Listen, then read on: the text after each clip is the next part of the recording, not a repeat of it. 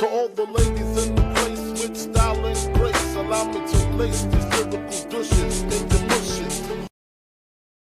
Hey guys, welcome to episode 5 of Make It in Dubai. This is me, Vignesh, and you have Shivank there as well.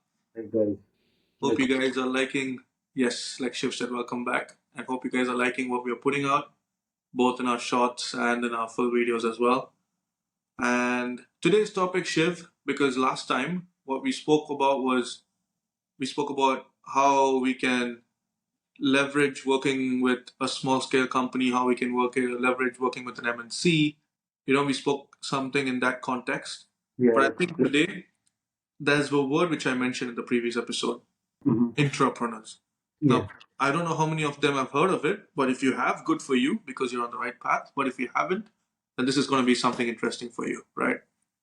So, you must have heard of entrepreneurs. Now, entrepreneurs is something new that's been picked up from, let's say, 2020, because I did some research today on when exactly did entrepreneurship catch on, right? So, let me just give a basic definition of what entrepreneurship is to people that don't know about it. Now, entrepreneurship is very similar to entrepreneurship, but the difference is here you'd be using your skills, your critical thinking, your problem solving skills, your creativity to solve an issue that's within your company or innovate a product that's within your organization, right? So essentially, what's happening here is you're going to be part of an organization that's going to be helping you cultivate your entrepreneurship. Now, for example, let's say you want to start your own app. It can be on anything, right? But now you didn't have capital, you didn't have this, you didn't have that, so you had to go join a company. But you still had that entrepreneur spirit in you. Now, what you can do is through that company, you can see how I can start what I want to start. But it has to make sense, right? You can't work for a digital company and say, I want to start a barber shop. Or you can't work for a physical retail company and say that I want to start an, I don't know, something similar to a Binance. So whatever, you know what I mean? So it has to be it has to be something that is sensible. So you have to make sure that your career capital comes in where you earn a bit of an experience of what you want to do, how you want to do it. And then you use that to make sure that you cultivate an innovative idea or whatever you come up with it. And you make sure that you take your company's help to execute it. That is the basic definition of what entrepreneurship is. Now, why am why are Shiv and I going to talk about this topic? It's because one, in Dubai, most of us are employees. Whether you like it or not, most of us are employees. But hopefully, the people that are listening to this podcast have the entrepreneurship spirit in them, right? And they want to do something with it. Now, we are going to give you two perspectives on this. One from a small scale company, which is me, and Shiv is going to give you an insight from an MNC point of view on how it can be done. And Shiv and I, we also know a few people who've actually done this and made it. So we can give you that example as well for you to clearly understand how that's done. What do you think about it, Shiv? Yeah, sounds pretty interesting and good. Let's Sounds start. interesting, right? I mean, we both know about it, so it should be interesting for us, but it should be interesting for people that are listening to it as well. Yeah. Do you have So, some stories to start with, or you want me to pick it up? so start off. Why not? Okay, fine. Okay, so I'll begin with since we have a background now of what exactly is an entrepreneur, right? Hmm. I'll give a couple of stories, and I'd like to start with why, let's say, like how this applies to Dubai at first. So, like today, like on my way back, right, when I'm driving, there's one of my friends who mentioned this part. Like, we were discussing about certain things, and this point came where, how's the working experience of Dubai versus, let's say, a European country. And this friend was from that place, within Europe, from Malta. So Wait, now, you said the friend yeah, said, so the friend whom is talking about right now, that friend has worked in Malta, which is in Europe, and has also worked in Dubai. Okay, so now I asked the question where, as a comparison, okay, when you sit in your workplace and you see the environment around, what is the difference you see? oh, Okay, so the major difference which came up was that people, let's say, fuck around a lot even in their home country they're working, especially like the Malta case versus Dubai where people are expats, so they actually want to make more money. The conversations is around making more money, making something out of living in Dubai because there are more aspirations and there's all expat environment.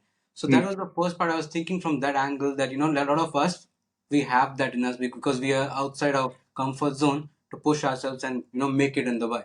That was the premise of how I want to bring this up.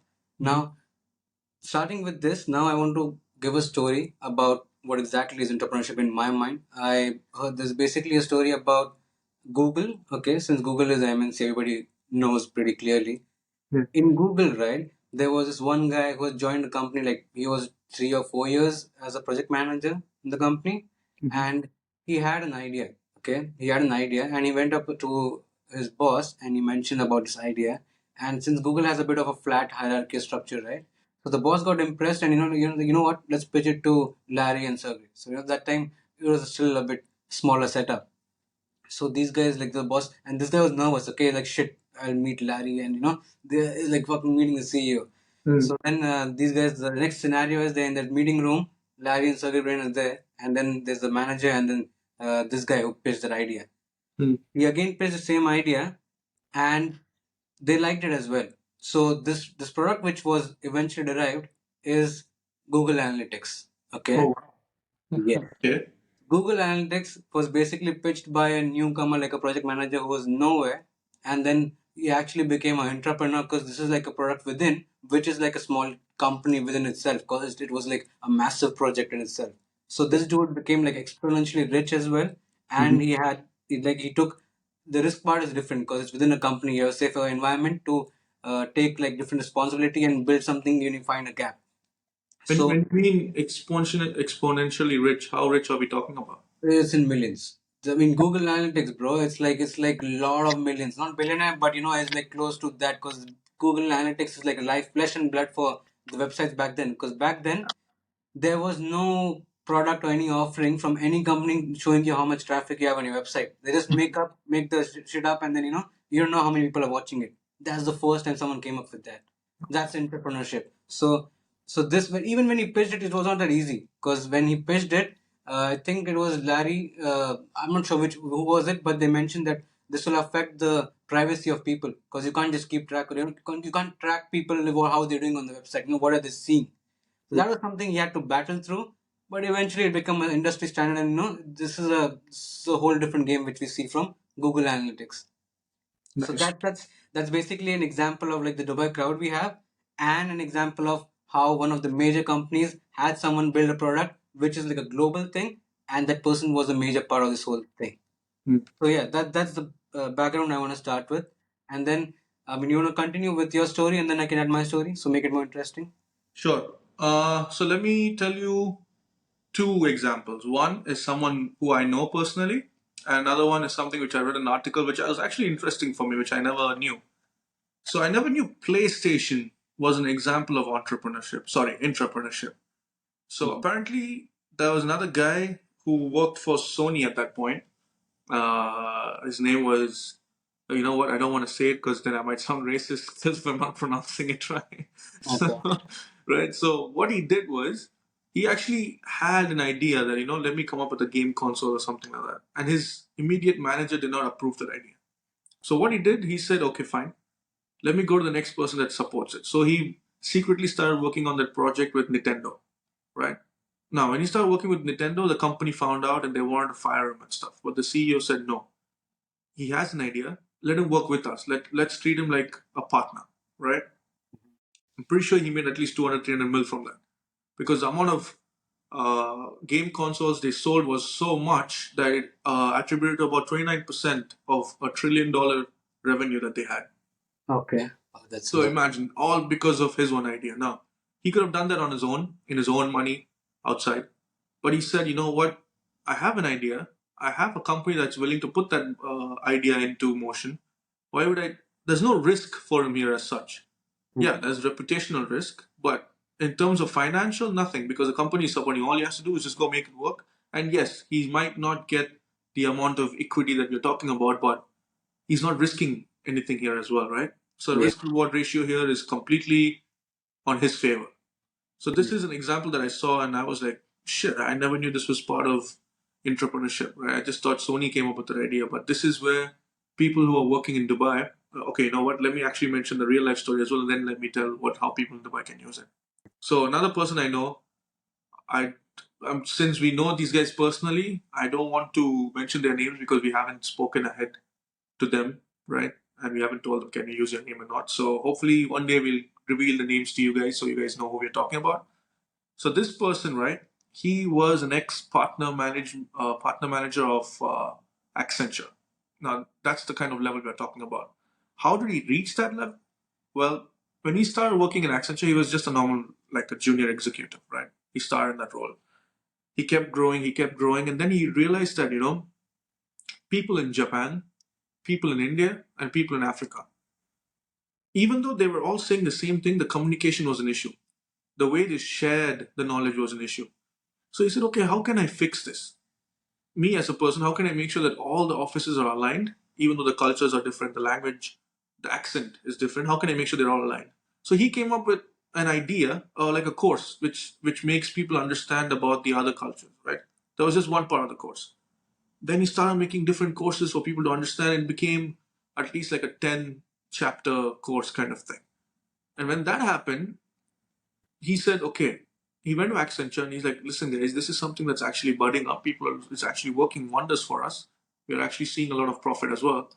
Why don't we just share this with other companies? They're like, what do you mean? I will go teach the other companies how to do this, right? Or, yeah, you can just put this course powered by Accenture or whatever. But whatever happens, you take 50%, I'll take 50%. Or you take 60, I'll take 40, whatever it is, right? In that way, I won't say from nothing, that's all his hard work as well. From there, he reached to a position of partner manager. Now, that's not a normal position to reach. You're like 2 levels below the CEO or the chairman there, right? It's a huge position. So he reached all that because of this. Now, he could have done this differently as well. He could have just left the company, started his own institution, and then said, I can offer this and that. No. He realized that Accenture has network, right? That's what. Accenture has their own network. And two, Accenture has the capital to support me. Three, Accenture has the resources. Now, when I mean resources, I mean internal resources that can help me brand it, that can help me market it. And four, he got a testing ground. People working in Accenture were his lab rats, right? So you got to test it right there and see how well the idea is working, how feasible is it, what can I change, what I shouldn't change, everything. In and out, he got the test done, and then he just executed it. Now, the company supported him, and from there, he reached different heights now where he's a consultant. Now, in Dubai, most of us are working in the same way. Either you work for a small scale company, either you work for an MNC. At the end of the day, you're working. So I remember saying in episode 2 or 3 that, there are going to be people who say that, I don't have the liberty to choose what job I'm doing, or I just have to go work 9 to 5 and it takes me 1 hour to reach home. So I have no time after work, this and that. Doesn't matter. I'm giving you a solution here that you can use in your work, right? That's what we're doing here. We are giving them a solution that they can use in their work. So this is one, entrepreneurship. See what kind of gaps you can find in your company. 2, see what kind of innovation that you think you can find in your industry if you have a high career capital, that is, right? 3, make sure that you're able to execute it in such a way that your company supports your idea and this actually creates your own division in the market. Now, this is something which I am on the verge of doing, right? And so is Shiv as well. We're sitting and we have a plan that we're making. So hopefully that works out. But yes, this is something that people can use in their own company, see how it is, and use their company to make it. So for people who are calling themselves failed entrepreneurs, I'll be brutal to myself as well. I am a failed entrepreneur myself. So is Shiv. But now we realize what we have to do with the resources that we have, because this is something which a lot of people do. They just go work and they say, you know what, I'm done. I'm done for the day. But they don't see how they can milk the company that they're working in. No CEO or no board member is going to come and tell you, listen, Shiv, listen, Vignesh, your ideas are fucking dog shit. Get the fuck out of my room. You don't need it. No. If you come and tell them, you actually give them a proper revenue proposition, you give them a proper pitch deck, you give them a proper business plan on how this is going to work, they're gonna get up and salute you, because they're like, shit, this guy just came and gave me an innovative idea which I can use to make more revenue for myself. And then at the end of the day, the company gets a good name. The person that came up with the idea gets a good name. He gets a good equity. Fuck all that. He gets money at the end of the day, right? And he gets to satisfy his entrepreneurship hunger. Yeah. Entrepreneur hunger. You know what? I think I'm messing up the grammar here, right? But Yeah. that's what that matters. The gist of it is this. So I mean, this back is to what. the question you mentioning about this person, right, who's actually made it. Okay, that's the example you're giving somebody who you can look up to. What's Yeah. the time frame you're looking at? Like, how long did it take for him See, to that build? depends on the industry. Now, since he was old school, it took him about 10 years, right? Okay. But these days, it depends on the company you're part of, which I will also address after you're done with your story, because we have to make sure we give these guys a comparison on how it works in an MNC and how the same ideology works in a small scale company. Okay. Okay. So But go on with your do you story. feel any ways which could have been done better? Like, if you have anything to add on that story, anything which you felt after, since you met him and you spoken to him, he mentioned that I could have done something X way or Y way. See, the thing is, for him, at least for me, he was the first person who I actually saw who made it that way. So I don't think he made a mistake as such, but of course, I wouldn't want to fucking wait 10 years to do that. You know what Yeah, I mean? yeah, yeah. But I'm the same if I page have for to it. reduce the time frame, now you have to understand that he was part of a company called Accenture. Now, Accenture has been there for ages, bro. Yeah, Right? So he was in an established company and still managed to establish himself as an individual.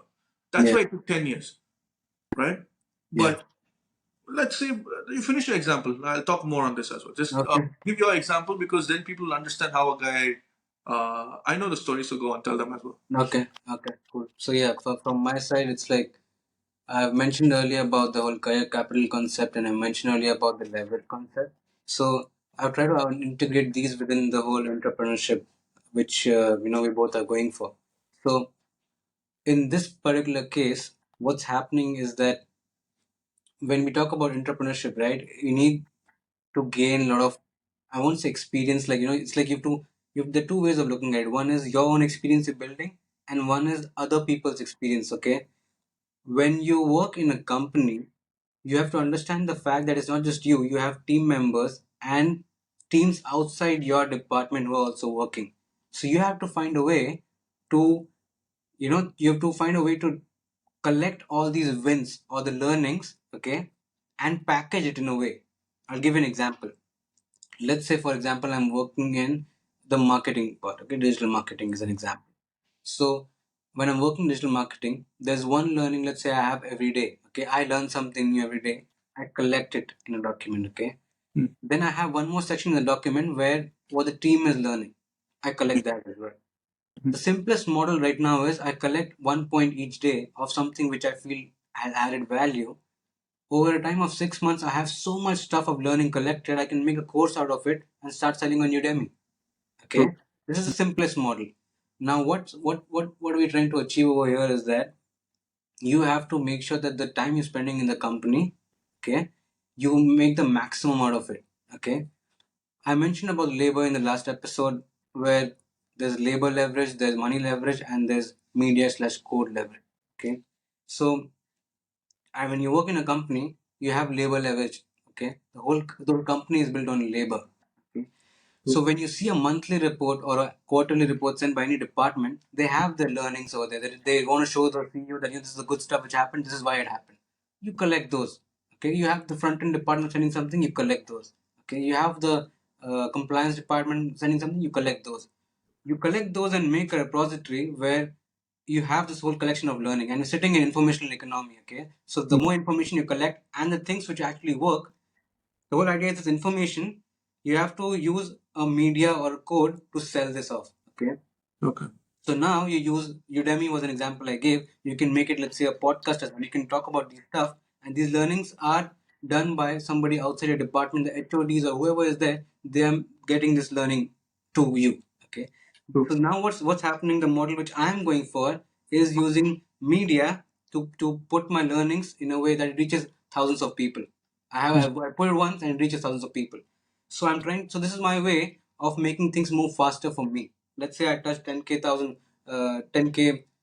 followers on Instagram now. So that's one of my leverage. Okay, on my page.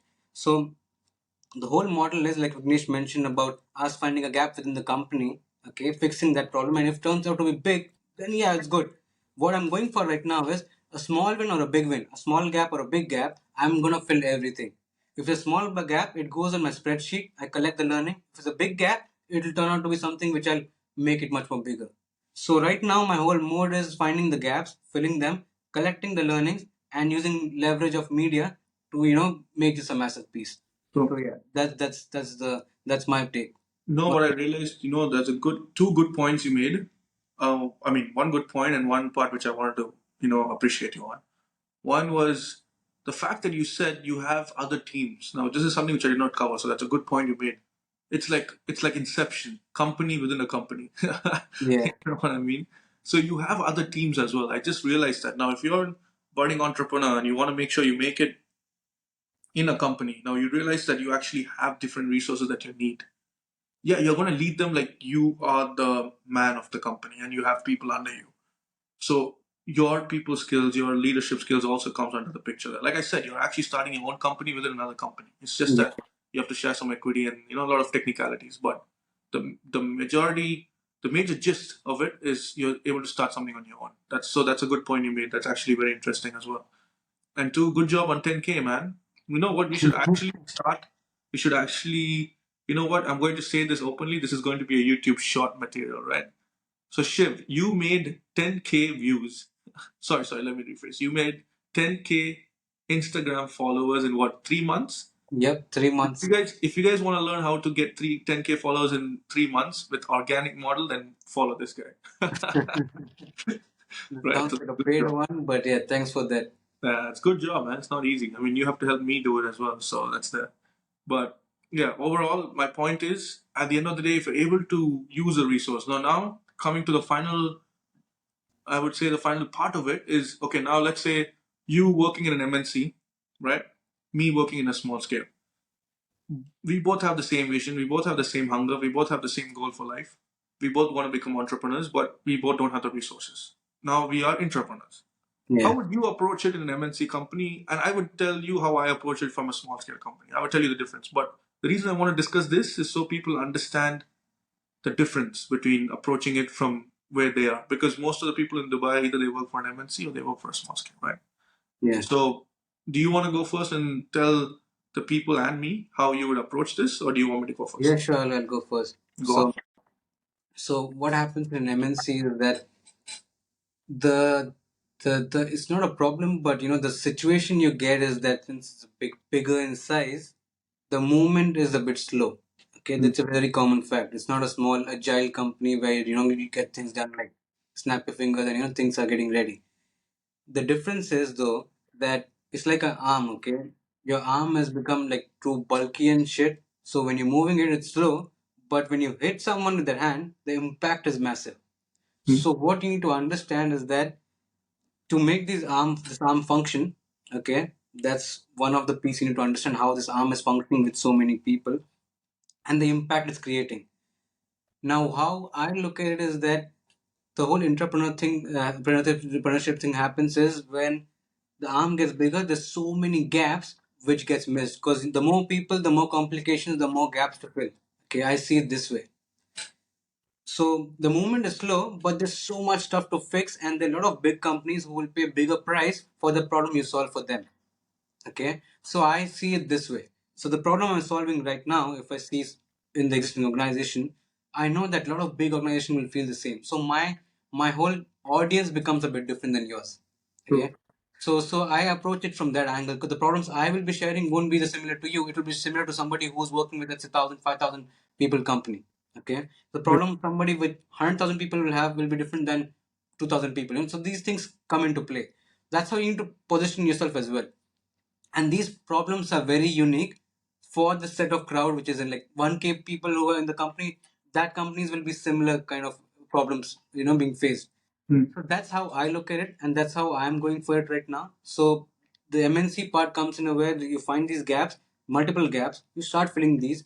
You don't know which one clicks because the arm is so massive, you don't know which one's going to hit.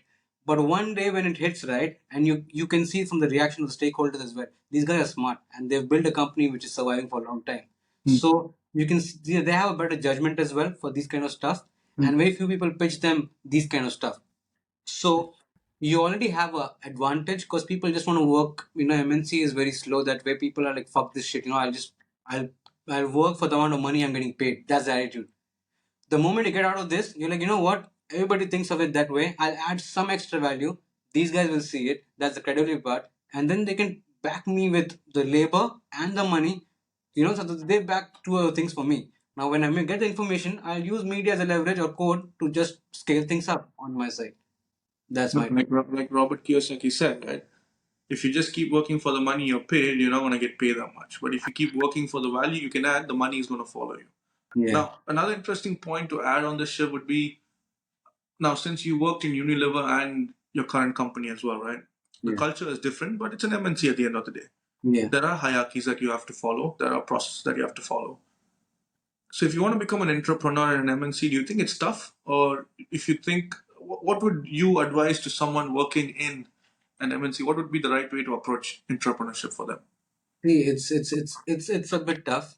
It's not that easy because the distance between the CEO and you is not like a startup. It's Yeah. okay. So to minimize the distance, right? Of course, you have this communication internally within the company, but your credibility should back it up. Yeah. So in MNC, it's more about the credibility of what exactly you do. So the whole career capital thing works a bit better in this kind of scenarios because every year you'll be building something. You'll be fixing some gaps. Okay, you'll be fixing those gaps. Mhm. You'll be earning the credibility. Now, if you find a very massive gap, okay, you need to be smart enough how to play it. Okay, and it's not about the corporate politics and stuff. It's just about knowing which work you do or which gap you're filling needs to be highlighted to whom. Okay, so if you feel that this gap is a massive one, you need to find indirect ways of pitching it through someone, or you need to find your own gateways. That's You need to work smart when you depends on what kind of gap you find. Okay, that needs the work. So the the the difference is, I believe that if it's a smaller company, the capital might not be as much to back it up. The labor won't be as much enough to back it up. So the idea connection is faster. But in MNC, for me to get the idea connection, it takes longer time. But once I get that, everything is like a smooth thing for me because I get the guidance of all the top level people. I get the money part backing up. I get the labor part sorted. So I have everything to run a fucking startup within a company, Okay. but it's the point of idea connection. That's the toughest part. That is also true. Another thing is, okay, this might be because I have an ideology of a cunt, but I also think you need to play certain politics to make sure that your idea reaches the top. You have to use the right, not use, you have to leverage the right people that you can find within a company who can get you to the top. Are you mentioning about MNC or are you talking about smaller stuff? No, no, no, MNC. Since we are still in the MNC right Okay. now, I Okay. think you still have to use. Now, let's say, for example, you have a manager who doesn't like the idea you have, right? Yeah. So you wouldn't know how to go approach it. So you have to be a bit more street smart as well to see how you can get across your idea, because at the end of the day, it's your idea is like your baby that you're fighting for. So you got to make sure that you have to do what it takes to reach there as well. I'm just telling you honestly, like a brutal, honest opinion on how you can make it work. You can't be all goody good shoes and expect things to happen to you. No, you have to be willing to do what it But takes. you know what? You deal it with, since you naturally know a lot of ways to how to handle it. But for me, this is where a lot of books help as well, because a lot of books on management and how to manage people on the top Exactly. stuff. So when I go through that, there are a lot of things like legit ways of raising things, which is also described when you start exploring this side of the content. Okay, there's a lot of management stuff. There's a lot of human ways of connecting. So there's a lot of stuff with resources out there which you can also use to reach that same place. So depends what model you want to follow. Because for Vignesh, like, the media part, his consumption is on a different side. For me, books work out. So I find my ways. The book part actually helped me to like have a lot of good techniques to go about these things. True. I mean, yeah, wherever you can consume your knowledge from, make it an actionable knowledge. That's what's important. Now, from a small scale point of view, right, Shiv? I would say in a small scale company, it's actually not that hard because you have direct access to your CEO and board members, but it has its own complications. Now, in an MNC, you have so many different resources to make your idea work. It's like instead of having two pairs of legs, or I'd say one pair of legs, you Mm. have like 55 pairs of legs or something like that. You know what I mean? It'll make you run faster. It'll Yeah. make you carry things faster, execute things faster. But in a small scale company, the resources are very limited. Two, the capital involved is very limited, right? But the idea reaching to the top management is the most easiest thing that can happen there, because they are looking for value. They are looking for people with innovation, right? So it's easier to take your idea up there and tell them this is what I have, this is what how we can get it done, and this and that. But the cons of it is maybe the company might not have enough capital to support your idea or enough resources. So this is so if you ask me, I would say it's actually it's a huge mix of intrapreneur and entrepreneur when you're working for a small scale company, because technically you're working with zero shit. Yeah. You're working with zero resources, but you're still trying to make it yourself. So I would say for a small scale company, it is harder. But if you know the idea is solid, at least it'll be easier for you to pick the minds of the top board members or the management there. It'll give you a bit more insight and it'll give you easier access to prove yourself as a worthy candidate for them to actually notice if they want to grow the company, because they know, okay, this person's actually come up with different ideas. This person is actually a highly motivated person with some entrepreneur qualities. Let's focus on him, right? Yeah. And I would say that, another thing this is something which is interesting, which I read. I just want to finish off with this, right? So I saw this on Instagram, Shiv, where this guy said in Sweden, I guess, no, in Japan, right? In Japan, if there is a issue, let's say there is a big countrywide issue and people are trying to solve it, and let's say they solved it, right? During the solving process, the government comes up with a case study of what's going on, what's the actual problem, and that case study is actually given to all the students of school or people at work. Now imagine this actually creates a lot of different ideas, because at the end of the day, if you know this is an actual current issue that's been facing in the government, I can make money off it, right? Now apply that same ideology to your MNCs or your startup, doesn't or in your small scale companies, doesn't matter. Try figuring out what is the current issue that the company is facing. Talk to the people. This is where your networking skills come in. This is where your proactiveness and your fire for learning comes in. Talk to the right people, understand what is the current biggest issue the company is facing, and get that done. Now, if you ask me, let's say you work in a company like MasterCard, then yes, I would completely agree. It's very hard for you to go contact your CEO and ask him what's the biggest issue. But you can do the next best thing. Contact your branch head or CEO of your particular region and ask them what's going on, right? What's the current issue? And show them that you have an interest, right? Now, for a small scale company, it's easy. You can just see and you can observe what's going on. But for an MNC, try to find out case studies of what is the current issues that's going on, so you'll be able to come up with good entrepreneur ideas. Yeah. On these lines, that I have a golden nugget Go. for the same stuff. Yeah. So since you're talking about this part, there's have you heard of people just coming to you, for interviews, and they ask, the CV is written, let's say 8 years of experience, 7 years of experience, and all that stuff. So when I researched about it, and there's a whole psychological thing around this as well, that when people who so the two people same with, let's say, 8 years of experience, both are not the same. And the reason is, I'll give you an example that, let's say, you, okay, jogging around the lake versus Usain Bolt jogging around or running around the lake. His timing is the lap every time he runs. You, on the other hand, are in headphones listening to a podcast, make it in Dubai, and you're just jogging over there. So, a Usain Bolt timing himself every time and trying to improve it is what you need to be in work as well. So, what happens in a normal day, right? People just come to work, they fuck around, like how you listen to a podcast on the lake. But if there's a Usain Bolt with the same amount of experience, so let's say same 6 years, 7 years of experience, and he's timing himself every day, day in, day out, and he's giving his best, trying to add value, trying to learn, you can feel the difference between that 7 years of experience guy versus the 7 years of guy who's just fucking around. So when you understand that, no matter if you're in a small scale business or a big scale business, your value and the learnings you have will be different. So that's something, if you keep a conscious mind of, you are so good that they can't ignore you. Nicely named the book title. Good job. But also, if the person is actually walking around the lake and listening to Make It in Dubai, then fuck Usain Bolt, bro. I'm gonna choose that guy. That's true. If you are one of those guys, put some comment, and it'll make us feel good. Yeah, if you're one of those guys, then we will support you no matter what. With that, I want to say peace out, guys. But hopefully, you learned something here, and we'll put out the golden nuggets in the short form, so at least you can keep referring to it. Yeah. Peace out, man. Same guys. See ya.